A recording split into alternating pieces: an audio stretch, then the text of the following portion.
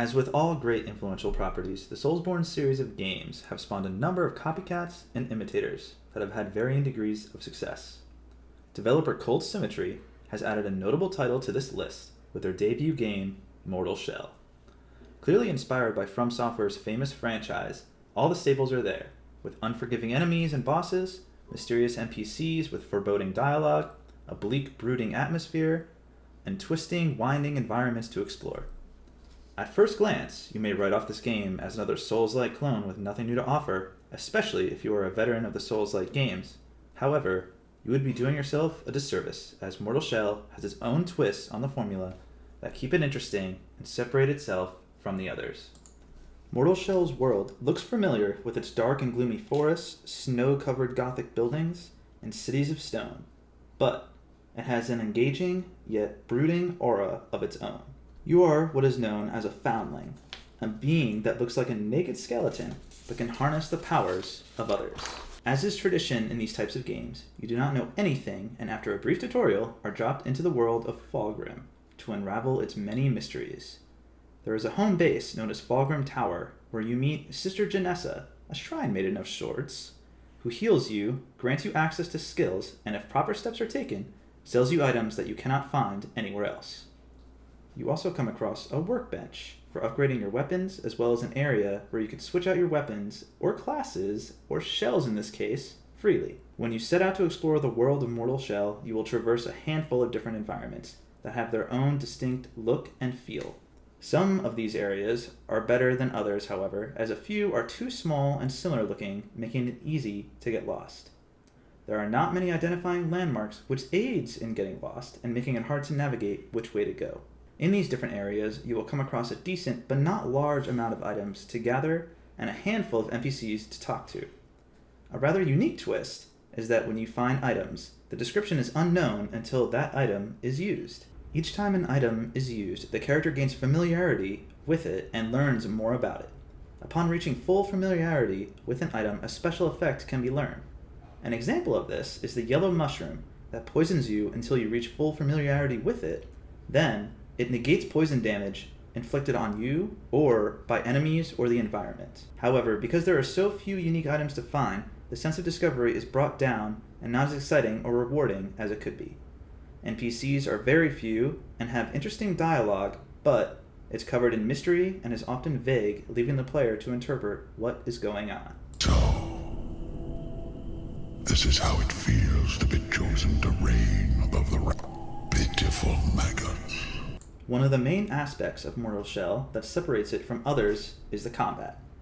Combat is the cornerstone of games of this nature, and some falter in this area, resulting in a frustrating rather than challenging and rewarding game loop. Looking at you, the Surge. However, I am happy to report that it is well done in this game. It is familiar with light and heavy attacks, coupled with dodge rolling, parrying at the right time, blocking, or in this case hardening, and managing your stamina. Overall, combat feels tight and fair, with each weapon having its own sense of impact. The main differences between Mortal Shell's combat and that of the Souls series and others like it is the twist of hardening your body to deflect attacks instead of blocking, adding special weapon ability attacks that need a power meter or resolve meter in this case, and parrying at the right time to trigger an empowered riposte.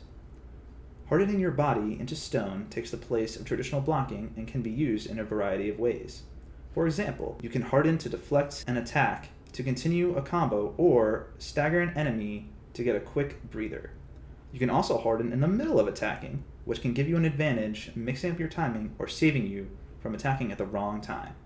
However, this ability is on a cooldown, so you cannot just spam it like a get-out-of-jail-free card. Resolve is another mix-up in combat and is basically your power meter and determines if you can do a weapon ability attack depending on how much you have. The meter is broken up into segments or bars similar to the Surge games and can be refilled by continuously attacking, but also drains if the bar is not filled. Special weapon ability attacks depend on how much resolve meter you have, as stronger attacks need more resolve to pull off. Empowered riposte add another layer to combat. After you successfully parry an enemy attack, you can do a higher damage counterattack that replenishes some of your health. However, this can only be done if you have one bar of resolve, resulting in an interesting balancing act between finishing an enemy with a high-powered attack or another way to heal yourself in a dire situation. As with all Souls-like games, you will die over and over and over again. But instead of immediately restarting upon death, you get separated from your host shell and must reclaim it. But if you do not, you are done for. Weapons in this game are few and far between, but thankfully are significantly different from one another, resulting in a vastly different feel for each. There are 4 weapons in total, ranging from the slow but mighty two-handed sword, contrasted by the fast but much weaker hammer and chisel combo. Each weapon is acquired the same way. Enter a new area, and there will be a boss wielding that weapon, where upon victory, grants you the use of that weapon. There are no weapon stats such as weight or speed, so switching between them is encouraged, as some may complement different playstyles, shells, or may be better when facing certain enemy types. However, switching between weapons requires going back to the Fulgrim Tower home base, or finding an item for each one later in the game. Each weapon requires a unique item to unlock special moves that are unique to each weapon and deal much greater damage. These special moves are much cooler than standard attacks, but as mentioned before, require resolve to pull off. Weapon upgrades come in the form of damage outputs only, so there are no ways to change the weapon with enchantments or imbue it with elements or effects. This can be a downer, as weapon variety suffers as a result, but is forgivable since each one feels so different.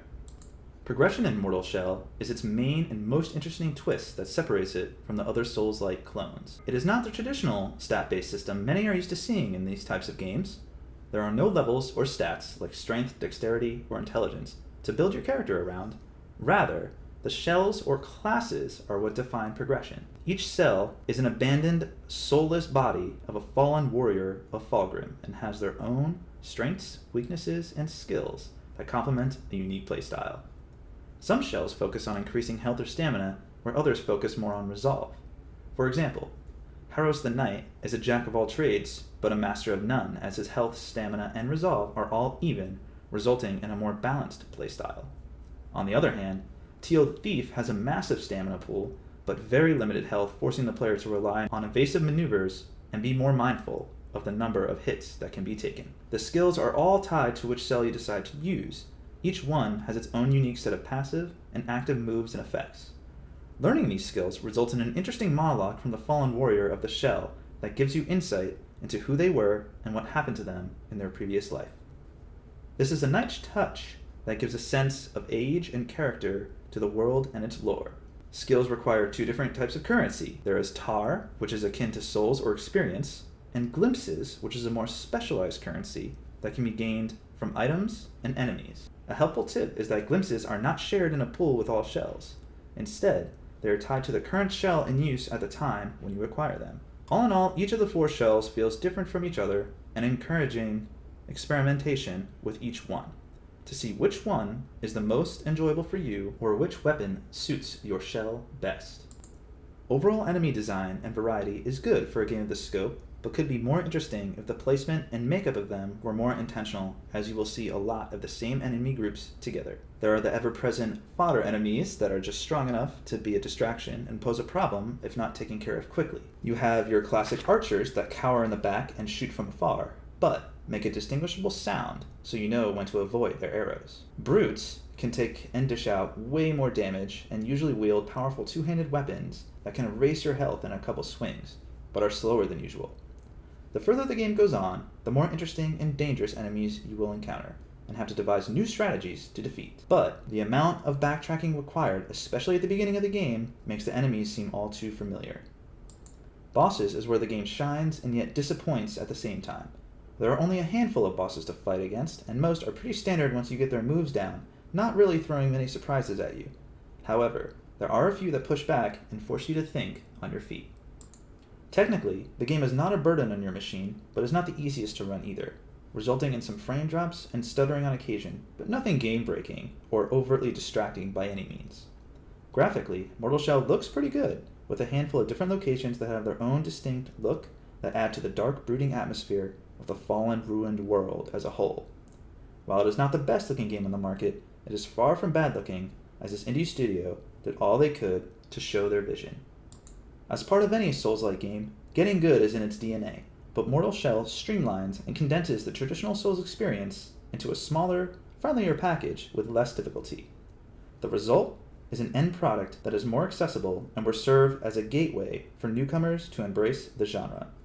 With about a 12 to 16 hour runtime and New Game Plus at a price of $30, it is definitely worth a buy. Although Mortal Shell has its flaws with its lack of discovery, forgettable NPCs, few boss fights, and small amount of items and weapons to choose from, the game earns a respectable 7.5 out of 10. Cold Symmetry's debut game and take on the Souls formula deserves applause, and one that I hope puts them on the map. Whether their next game is a new IP, or a second trip exploring Fog Room and the shambled fallen worlds of Mortal Shell, I will gladly be along for the ride.